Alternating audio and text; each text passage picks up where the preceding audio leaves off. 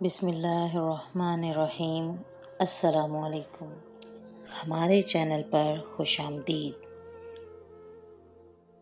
رباب بے حد حسین ہونے کے ساتھ ساتھ عجیب و غریب بھی تھی۔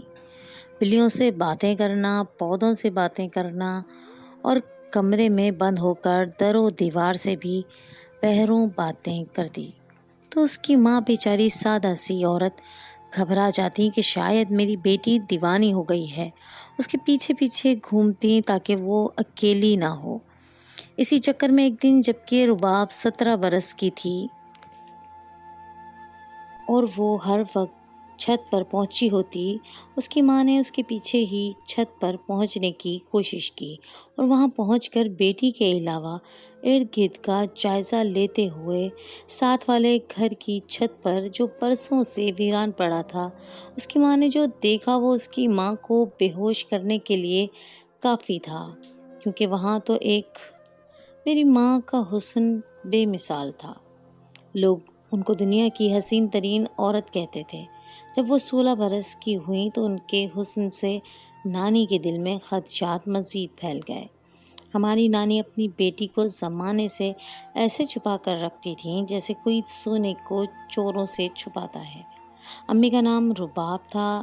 اس پری چہرے کو جو دیکھتا فدا ہو جاتا۔ 10 برس کی عمر میں امی کو پردے میں بٹھا دیا گیا۔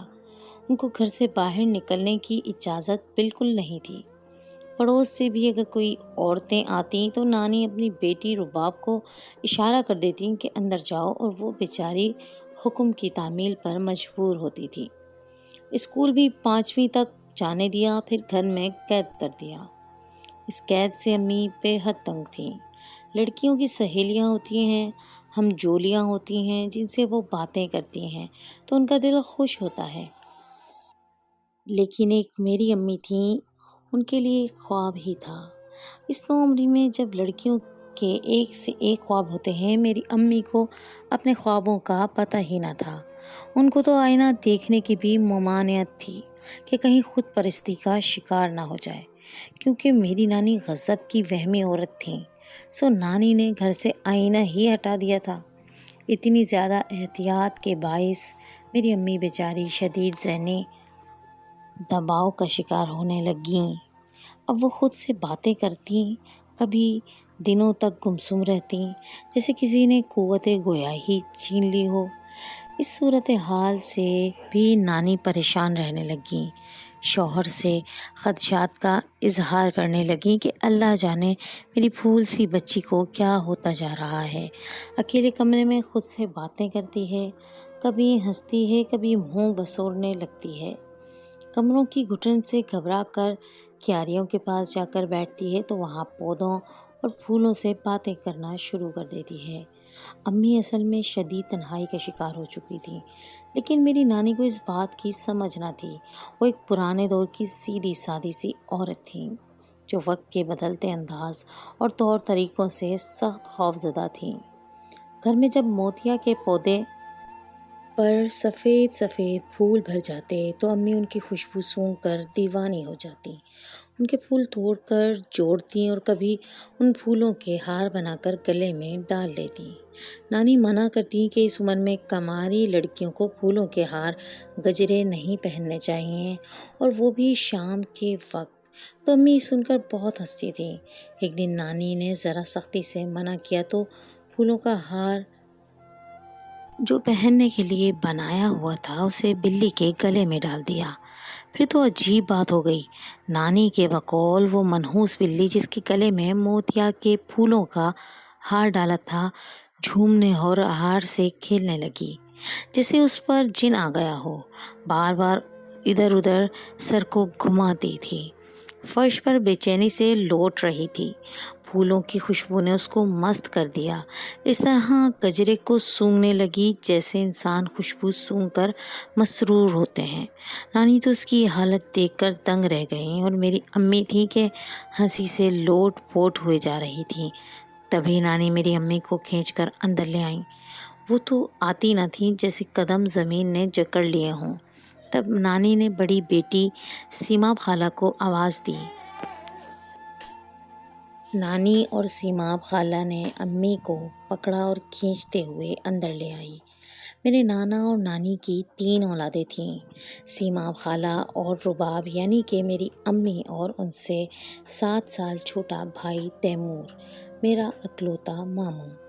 سیماب خالہ سانولے رنگ کی اور بہت خوبصورت تھیں، لیکن میری امی جیسی دودھ کی بنی ہوئی اور بے حد نازک نہ تھیں، اسی لیے نہ کوئی ان کے گھر آ سکتا تھا، نہ ہی امی کو باہر جانے کی اجازت تھی۔ بلی کے واقعے کے بعد اکثر ایسے ہونے لگا، امی کو جیسے بوریت سے بچنے کا مشغلہ ہاتھ آ گیا۔ سیماب خالہ اور نانی کچن کے کاموں میں مصروف ہوتی اور امی پھولوں کی کیاریوں میں اپنی پالتو بلی کو گود میں لے کر بیٹھی ہار بناتی رہتی۔ نانی ڈانٹتی تو وہ کہتی، اماں میں یہ ہار کوئی اپنے لیے تو نہیں بنا رہی، یہ تو میں اپنی مانوں کے لیے بنا رہی ہوں، اسے خوشبو بہت پسند ہے۔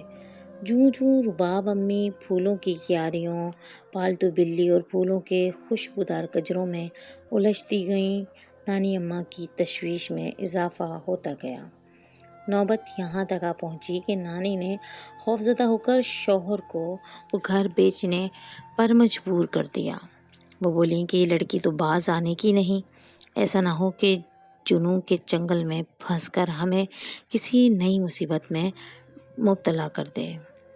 کسی دوسرے گھر چلے جائیں گے تو موتیا، چنبیلی اور ان کی خوشبو اور یہ منحوس معنوں بھی سب یہیں رہ جائیں گے۔ تبھی میری رباب بھی ان چیزوں کے سحر سے نکل جائے گی اور گھر گرہستی میں دلچسپی لینے لگے گی۔ اب تو سارا بوجھ سیماب نے اٹھایا ہوا ہے، اس کی شادی ہو جائے گی تو میں اکیلی کیا کروں گی؟ رباب کو بھی تو کچن کا کام آنا چاہیے۔ پانی کی ناتواں بوند بھی مسلسل پتھر پر پڑتی رہے تو اس کے جگر میں سوراخ کر دیتی ہے۔ نانی تو خیر سے بیوی تھی، بیوی کے مشورے میں بڑی طاقت ہوتی ہے۔ بیچارے نانا مجبور ہو گئے اور اچھا بھلا آبائی گھر اونے پونے فروخت کیا اور ایک اجنبی محلے میں اوسط درجے کا گھر خرید لیا۔ یہ گھر کیا تھا، چھوٹا سا 2 کمروں کا مکان تھا، بس گزارے کا تھا۔ صحن پکا تھا، کیاریاں تھیں اور نہ ہی پھول پودے تھے۔ گیٹ کے پاس صرف ایک ہی چنبیلی کی بیل تھی جو دیوار سے لگی تھی اور چھت پر اس کے پتوں سے چھتری نما صورت بن گئی تھی۔ یہ بہار کے موسم میں پھولوں سے بھر جاتی تھی اور ننھے منھے نازک پھولوں سے فضا معطر ہو جاتی تھی۔ یہ گل اندام چنبیلی کی کلیاں ستاروں کی طرح صحن میں گرتی رہتی تھیں اور بے حد بھلی لگتی تھیں۔ جن دنوں نانا نانی نے یہ گھر خریدا، پھولوں کا موسم نہیں تھا، یہ خزاں کا موسم تھا۔ بیل کے خاکستری تنے کے گرد زرد پتوں کا ڈھیر لگا تھا۔ کسی نے دھیان ہی نہیں دیا کہ یہ سوکھا تنا چھت تک جاتے ہوئے ہرے بھرے پتوں کی چھتری بنا رہا ہے، جس پر بہار کے موسم میں خوشبودار پھولوں کا ایک خزانہ پھیلا ہوگا۔ موسم بدلتے ہی سارے گھر میں چنبیلی کے ان گنت پھولوں کی بارش صحن میں شروع ہو گئی۔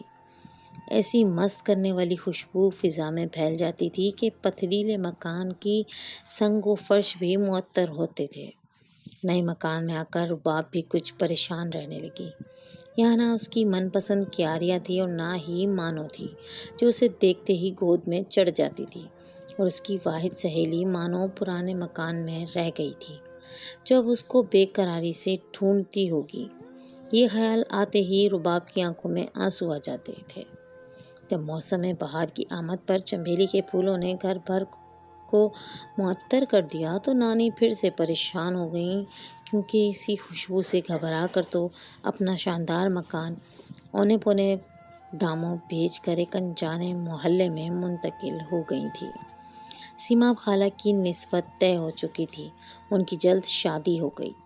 اب تو رباب امی بھی بالکل تنہا ہو گئیں۔ نئے گھر میں ان کا بالکل دل نہ لگتا، گھٹن محسوس ہوتی تو زینے سے چھت پر چلی جاتی اور منڈیروں سے جھانک کر گلی محلے کا جائزہ لیتی۔ کسی طور تو دل بہلانا ہی تھا۔ عموماً شام کو مغرب سے پہلے امی کا دل حبس زدہ ماحول کی مٹھی میں آ جاتا۔ وہ لمحہ بھر بھی نیچے نہ ٹھہر پاتی اور دوڑ کر اوپر پہنچ جاتی۔ چھت پر کم از کم کھلا آسمان تو نظر آتا تھا۔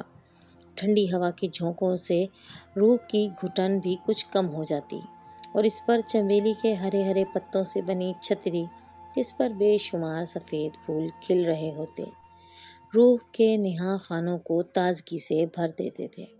وہ چنبیلی کے پاس کھڑی ہو کر کسی شاخ کو پکڑ لیتی اور پھولوں کو خوشبو سونگنے لگتی، جیسے ساری خوشبو دل و جان میں اتار لینا چاہتی ہوں۔ بیٹی نظروں سے اوجھل ہوتی تو نانی کو ہول آنے لگتا، وہ آوازیں دینے لگتی، رباب، ارے او رباب کہاں ہو، کدھر غائب ہو؟ وہ بھی شام کے وقت۔ یا اللہ، میں اس لڑکی کو کیوں کر سمجھاؤں؟ مغرب کے وقت چھت پر نہیں جاتے، یہ ہے کہ نہا کی زلفیں کھلے چنبیلی کی بیل سے جا کے جڑ جاتی ہے۔ اللہ جانے یہ خوشبو کی ایسی دیوانی کیوں ہے۔ ادھر امی اپنی فطرت سے مجبور تھیں۔ 16-17 سال کی کوئی بھی لڑکی کب تک چار دیواری کی گھٹن کو تنہا سہ سکتی ہے؟ ایسے میں چھت پر جا کر 2 گھڑی کو معطر ہوا میں سانس لینا بھی گویا ایک جرم بن گیا تھا۔ ان دنوں ماں بیٹی میں الجھن پیدا ہونے لگی۔ امی بھی کہتی تھی کہ ماں، کیا میں چھت پر بھی نہیں جا سکتی؟ کہیں اور تو آنے جانے دیتی نہیں ہے؟ کیا یہ چاہتی ہے کہ ایک مجرم کی طرح میں بند کمرے میں قید رہوں اور گھٹ گھٹ کر مر جاؤں؟ آخر چھت پر کیا ہے جو تم کو وہاں جانے پر بھی روکنا پڑتا ہے؟ اس پر نانی بولی، چھت چنبیلی کی اتنی بڑی بیل پھیلی ہوئی ہے جس پر ہزاروں خوشبودار پھول ہر روز مہکتے ہیں، اور تم ہو کہ روز شام کو مغرب کے وقت ہی جا کر بیل سے لگ کر کھڑی ہو جاتی ہو۔ آخر کیا مصیبت ہے تمہیں؟ دن کو بھی تو جا سکتی ہو۔ امی بولیں، دن کو دھوپ ہوتی ہے اماں، دیوار پر چیونٹیاں چل رہی ہوتی ہیں، بازوؤں پر چڑھ جاتی ہیں، کپڑوں پر آ جاتی ہیں۔ شام میں یہ چیونٹیاں نہیں ہوتی، بلوں میں گھس جاتی ہیں، دھوپ کی تپش بھی نہیں ہوتی، ہوا میں خوشگواری ہوتی ہے، تبھی تو دل کرتا ہے شام کو اوپر جانے کو۔ رہنے دو باؤلی، نانی بولی، ہم نے بھی دھوپ میں اپنا سر سفید نہیں کیا۔ شام کو دوسری مخلوق کا راج ہوتا ہے۔ خوشبودار بیل بوٹیوں پر، تبھی ان کی کشش سے آدمی خود بخود ان کی جانب کھنچا چلا جاتا ہے۔ تو تم روز بال کمر پر پھیلائے اوپر نہ جایا کرو، کسی دن کوئی جن بھوت چمٹ گیا تو وہی کہ وہیں پڑی رہ جاؤ گی۔ میری امی بھی نانی اماں کے ان جنوں بھوتوں کے خیالوں سے تنگ آ چکی تھی۔ بہت بیزار کر دیا تھا انہوں نے، امی کی زندگی کو اجیرن بنا دیا تھا۔ پھر جب میری ماں کسی طرح چھت پر جانے سے باز نہ آئی تو نانی کے دل میں اس وسوسے نے پختگی جگہ بنا لی کہ کسی غیر مرئی مخلوق نے ان کی بیٹی کے وجود پر قبضہ کر لیا ہے۔ بس انہوں نے دوبارہ رٹ لگا دی کہ میاں یہ گھر بیچو، چنبیلی کا پیڑ تو ویسے بھی منحوس ہوتا ہے، ان پر جنوں بھوتوں کا لازمی بسیرا ہوتا ہے، بلیاں ہر وقت اس کی بیل پر چڑھی رہتی ہیں۔ نانا زج ہو گئے اور بولے، بیوی، روز روز مکان خرید و فروخت کرنا، پھر نیا گھر خریدنا کوئی بچوں کا کھیل نہیں ہے، یہ سراسر گھاٹے کا سودا ہے۔ روز روز محلے نہیں بدلے جاتے، بار بار ٹھکانے بدلنے سے برکت جاتی رہتی ہے۔ یہ دشوار کام ہے اب کہ میں یہ نہیں کر سکتا۔ ہماری بٹیا ٹھیک ٹھاک ہے، اسے کوئی دورہ پڑتا ہے اور نہ ہی وہ بیمار ہے۔ چھت پر تنہائی سے گھبرا کر جاتی ہے، 2 گھڑی ہوا میں سانس لے کر آ جاتی ہے۔ تمہیں کوئی وہم ہے تو ساتھ چلی جایا کرو۔ میاں نے جب ٹکا سا جواب دیا تو نانی کی نگرانی اور بڑھ گئی۔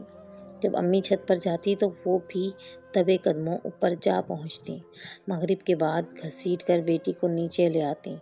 چند روز بعد انہوں نے محسوس کیا کہ چنبیلی کی بیل پر کچھ تو ہے۔ جلد ہی ان کو چھت پر سایہ چلتا پھرتا بھی نظر آنے لگا۔ وہ دہشت زدہ رہنے لگی، مگر امی پھر بھی نہ ہی دہشت زدہ تھیں اور نہ ہی ان کو کوئی سایہ نظر آتا تھا۔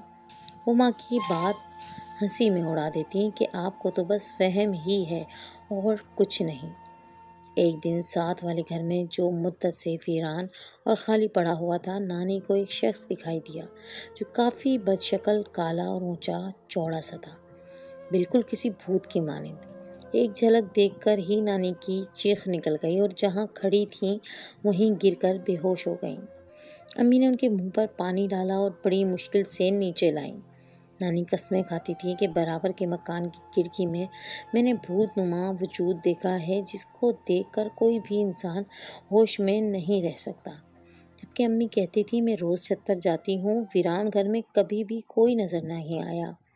کسی بھوت کا دکھائی دینا یہ سب امنا کے وہم کی کارستانی ہی تھی۔ اس مسئلے کا حل نانی کے پاس کہاں تھا؟ انہوں نے یہ حل نکالا کہ بیٹی کی جلد از جلد شادی کر دیں تاکہ نہ رہے بانس اور نہ بجے بانسری۔ ڈھونڈ ڈھانڈ کر چند ماہ کے اندر ہی انہوں نے میری امی کی شادی اپنے ایک رشتے دار کے بیٹے سے کر دی۔ جیسے میری امی خوبصورت تھی، دلہا بھی خوش قسمتی سے ویسے ہی حسین و جمیل ملے۔ یوں نانی کے ساتھ ساتھ نانا بھی پرسکون ہو گئے اور شادی کے ٹھیک 1.5 سال بعد میں اس دنیا میں آ گئی۔ سبھی کو یقین تھا کہ اتنے حسین ماں باپ کی اولاد بھی والدین سے بڑھ کر حسین بلکہ چندے ماہتاب ہوگی، لیکن یہ دیکھ کر سبھی نے حیرت سے دانتوں میں انگلیاں دبا لیں کہ میں انتہائی سیاہ رنگ کی تھی، اور جب بچہ پیدا ہوتا ہے تو اس کے نئے نقش واضح نہیں ہوتے، تو میں بھی کچھ ایسا ہی بچہ تھی۔ مجھے دیکھ کر ایسا لگتا تھا جیسے کالے رنگ کا گوشت کا زندہ لوتھڑا ہو۔ کوئی بھی ماننے کو تیار ہی نہ تھا کہ میں اپنے ماں باپ کی ہی بیٹی ہوں۔ میری شکل دیکھ کر دائی کے دل پر ایسی دہشت بیٹھی کہ وہ چیخ مار کر ایک سائڈ پر بیٹھ گئی اور بولی، آج تک ایسی بچی میں نے نہیں دیکھی۔ یہ کسی انسان کی نہیں بلکہ کالے بھوت کی لگتی ہے۔ یہ سن کر میری دادی نے کہا، کیا اول فول بک رہی ہو؟ سوچ سمجھ کر بات کرو۔ وہ کہنے لگی، میں کوئی غلط کہہ رہی ہوں؟ خود ہی دیکھ لو یہ کیسے دکھ رہی ہے۔ میرا مشورہ مانو تو اس کو کہیں پھینک آؤ، یہ بھوتنی ہے، بڑی ہو کر سب کو کھا جائے گی۔ میری دادی نیک نمازی خاتون تھی۔ انہوں نے دائی کو ایک تھپڑ رسید کر دیا اور کہا، سنگ دل عورت، معصوم بچی کے بارے میں ایسی باتیں کرتے ہوئے تمہیں شرم نہیں آتی؟ تمہارے سینے میں دل نہیں ہے؟ نکل جاؤ یہاں سے اور پھر کبھی اس کے بارے میں اس طرح کی بات نہ سنو۔ دائی گھبرا کر یہ وعدہ کرتے ہوئے چلی گئی کہ اس بچی کے بارے میں وہ کچھ نہیں بولے گی۔ دادی نے گھر پر بھی سب کو ہدایت کی کہ جیسی بھی ہے یہ اللہ کی بنائی ہوئی ہے، بچی کو اللہ کی نعمت سمجھ کر قبول کرنا ہوگا۔ دائی تو تھپڑ کھا کر چلی گئی اور اگلے روز وہ نہ آئی۔ پتہ کرایا تو معلوم ہوا کہ گھر جاتے ہی جوں ہی چارپائی پر لیٹی اس کی روح قفس انصری سے پرواز کر گئی۔ خدا جانے اسی طرح اس کی موت کی گھڑی مقرر تھی، لیکن اس کے بعد اور بھی عجیب عجیب باتیں ہونے لگیں، جیسے کہ میرے اکلوتے ماموں کی اسی دن کرنٹ لگنے سے موت ہو گئی جس دن میری امی میری پیدائش کے بعد پہلی مرتبہ میکے گئیں۔ بس پھر تو نانی نے دوبارہ مجھے دیکھنا بھی گوارا نہ کیا۔ میری پرورش بہرحال دادی کی شفقت کے باعث معمول کے مطابق ہونے لگی۔ دادی کی بکری دودھ دیتی تھی، سو میں بکری کے دودھ پر پلنے لگی کہ ماں کا دودھ میرے نصیب میں ہی نہ لکھا ہوا تھا، مگر اللہ تعالیٰ رازق ہے۔ بکری کے دودھ نے برکت دے دی۔ 3 کلو دودھ کی جگہ وہ 5 کلو دودھ دینے لگی، 2.5 کلو صبح اور 2.5 کلو شام کو، جو ایک بچی کے پیٹ بھرنے کو کافی تھا۔ اسی طرح وقت گزرنے لگا اور میں دادی کی آغوش میں پل کر جوان ہو گئی۔ میری والدہ کی دوبارہ اولاد نہ ہوئی، اور جب میں 6 برس کی تھی تب وہ بیمار پڑ گئیں اور وفات پا گئیں۔ نانی نے صرف ماں کی زندگی تک ہمارے گھر میں آنا جانا رکھا اور دوبارہ مجھے دیکھنے کبھی نہ آئیں۔ کہتی تھیں یہ انسان کا بچہ نہیں ہے، جنات کی اولاد ہے، اسی بھوت کی اولاد لگتی ہے جسے ویران گھر کی کھڑکی میں دیکھ کر بے ہوش ہو گئی تھی۔ اس نے ایک جھلک دکھا کر مجھ کو دہلا دیا تھا۔ وہ چنبیلی کی بیل پر بستا تھا، تبھی میری بیٹی اوپر جاتی تھی۔ یہ سن کر لوگ نانی کو وہمی اور دقیانوسی کہہ کر جھٹلا دیتے تھے۔ میں بدقسمت تھی، نانا نانی کی شفقت نہ ملی۔ والدہ بھی میرے بچپن میں وفات پا گئیں، لیکن جتنی بھی یاد وہ میرے پاس چھوڑ کر گئیں اس میں محبت کے سوا اور کچھ نہ تھا۔ میری شادی سے پہلے ہی بابا کی زندگی بھی ان سے بے وفائی کر گئی۔ صرف سیما خالہ رہ گئیں۔ وہ اپنے گھر میں خوش تھیں، کبھی کبھار ملاقات ہوتی تھی تو کہتی تھیں کہ تمہاری ماں پر خوبصورتی کی وجہ سے اماں جان نے اتنی پابندیاں اور سختیاں کر رکھی تھیں کہ میری بہن رو پڑتی تھی۔ مجھے یاد ہے کہ وہ اکثر دعا کیا کرتی تھی کہ اللہ مجھے میرے جیسی خوبصورت اور سفید بیٹی نہ دینا، بلکہ نہایت کالی بیٹی دینا، تاکہ وہ حسین ہونے کی وجہ سے میری طرح کے دکھ نہ اٹھائے۔ کھلی ہوا میں چلے پھرے اور معطر ہوا میں سانس لے سکے۔ مجھے بھی یاد ہے کہ امی کہا کرتی تھیں کہ ہماری رنگت اچھی نہیں ہے، مگر مجھے سکون ملا ہے کہ میری دعا قبول ہو گئی ہے۔ اب کسی میلی نظر کا ڈر نہیں، میری بچی جیسی آزاد زندگی چاہے گی جیے گی۔ مجھے اس برے زمانے کے خوف سے تمہیں 7 پردوں میں رکھنے کی ضرورت نہیں ہے۔ مجھے یاد ہے کہ وہ بھی کہا کرتی تھی کہ میری پیاری ربیہ، تم میرا خوشبو بھرا کالا گلاب ہو، دیکھنا اللہ میری بیٹی کو بہت خوشیاں دے گا، کبھی تنہا نہ چھوڑے گا۔ لیکن مجھے ایسا کچھ بھی نظر نہ آتا تھا۔ کاش میری امی زندہ ہوتی تو میں اتنی دکھی نہ ہوتی۔ ان دنوں میں 16 برس کی ہو چکی تھی، دادی بھی دنیا سے منہ موڑ کر جا چکی تھی۔ خالہ سیماب دادی اماں کی وفات کے بعد مجھے اپنے گھر لے آئیں، کیونکہ ان کے سوا میرا کوئی نہ تھا تو کسی کے پاس رہتی۔ میرے کالے رنگ کو خالہ کے گھر والوں نے سخت ناپسند کیا۔ اب جب کہ میں 16 برس کی ہو چکی تھی، میرے نئے نقش بہت تیکھے، بالکل میری امی جیسے ہو چکے تھے، لیکن میرا رنگ کالا سیاہ تھا، اتنا کالا کہ دھوپ میں چمکتا تھا۔ خالہ کے سسر تو مجھ سے بہت ہی برا سلوک کرتے، مجھے اوری لڑکی کہہ کر بلاتے، میرا نام تک لینا ان کو گوارا نہ تھا۔ یہاں میری کوئی حیثیت نہ تھی، میں گھر بھر کی چاکری کرتی تھی۔ بدقسمتی کے ساتھ ساتھ کالے رنگ کا داغ بھی میری ہستی پر لگا ہوا تھا۔ بدصورتی بھی ایسی ویسی نہ تھی، لوگ مجھے بھوت کی بیٹی کہتے تھے۔ سیماب خالہ جب اپنے سسر سے ناراض ہوتی تو وہ آگے سے جواب دیتے، جیسی صورت ہو سلوک بھی تو ویسا ہی ہوتا ہے، ہم کیا اسے گلے سے لگا کر چمکاریں گے؟ بھوت کی اولاد ہے، یہ اس کو دھتکاریں گے، نہیں تو کیا کریں گے؟ میری صورت جیسی بھی تھی، پر میں تھی تو انسان ہی۔ لعنت ہے کارت ڈانٹ ٹپٹ سے دل چھلنی ہو چکا تھا، کوئی گھر در نہ تھا، نہیں تو کبھی کی دفع ہو جاتی۔ ان سب باتوں کے باوجود میں جب سے ان کے گھر آئی تھی، ان کے گھر دولت دھن کی طرح برسنے لگی۔ سبھی خاموشی سے سرگوشیاں کرتے کہ یہ لڑکی خوش بخت ہے، اس کے آنے سے دولت در توڑ کر آ رہی ہے۔ ان دنوں سیماب خالہ کی بیٹی کے لیے کچھ لوگ رشتہ دیکھنے آئے۔ خالہ کی ساس نے ہدایت کر دی کہ بھوتنی تو مہمانوں کے سامنے ہرگز مت آئے، ان کا دل برا ہو جائے گا۔ اتفاق سے جب وہ آئے تو میں برآمدے میں کھڑی تھی۔ دلہا خوبصورت تھا، مگر اس کا بڑا بھائی تو جیسے یوسف ثانی تھا، اس سے بھی زیادہ خوبصورت۔ میں خالہ کی ساس کی ہدایت فراموش کر کے بس یک ٹک اسے دیکھے جا رہی تھی، جس کا نام بھی افراسیاب تھا۔ مجھے یوں محو حیرت پا کر افراسیاب نے کہا، لڑکی دیوانی ہو کیا جو یوں مبہوت ہو گئی ہو؟ جاؤ ٹھنڈا پانی لے کر آؤ۔ میں ہڑبڑا کر اندر کچن میں چلے گئی اور پانی لا کر افراسیاب کو دینے لگی تو روب حسن سے میرا ہاتھ لرزنے لگا۔ اس نے میری حالت دیکھی تو ایک دم ہنسا اور میرے چہرے کو غور سے دیکھنے لگا، پھر آہستگی سے بولا، کالا گلاب۔ میں اس کے منہ سے یہ لفظ سن کے حیران رہ گئی۔ دونوں گھروں کو یہ رشتہ پسند آ گیا اور ہاں ہو گئی، لیکن ہاں ہونے کے بعد افراسیاب نے ایسی بات کہہ دی کہ سبھی حیران و پریشان رہ گئے۔ افراسیاب نے کہا کہ میں اس کالے گلاب سے شادی کرنا چاہتا ہوں۔ جب میں نے یہ بات سنی تو میں بے ہوش ہوتے ہوتے بچی۔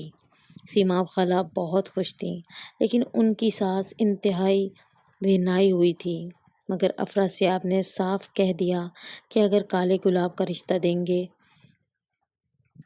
تو تب ہی میرا چھوٹا بھائی آپ کی صاحبزادی سے شادی کرے گا، ورنہ ہم جا رہے ہیں۔ یوں مجھ بد شکل کالی کی قسمت میں جو لکھا تھا وہ مجھے مل گیا۔ شاید یہ میری ماں کی وہ دعائیں تھیں جو بچپن میں میرے کانوں میں سنی تھی۔ سو میں اس حسین یوسف ثانی کی دلہن بنی اور ان کے چھوٹے بھائی کی میری کے ساتھ سیماب خالہ کی بیٹی ریدا کی شادی ہو گئی۔ آج میں اپنے شوہر کے دل پر راج کرتی ہوں۔ میری شادی کے بعد ان کو ایسی خوش قسمتی ملی کہ وہ لاکھوں میں کھیل رہے ہیں اور میں سونے سے لدی ہوئی ہوں۔ اللہ کے گھر دیر ہے اندھیر نہیں، سارے معجزے اسی کی دسترس میں ہیں۔ وہی سب سے طاقتور، قسمتیں بنانے والا اور عظیم رب کریم ہے۔ سارے سجدے اسی کو جائز ہیں۔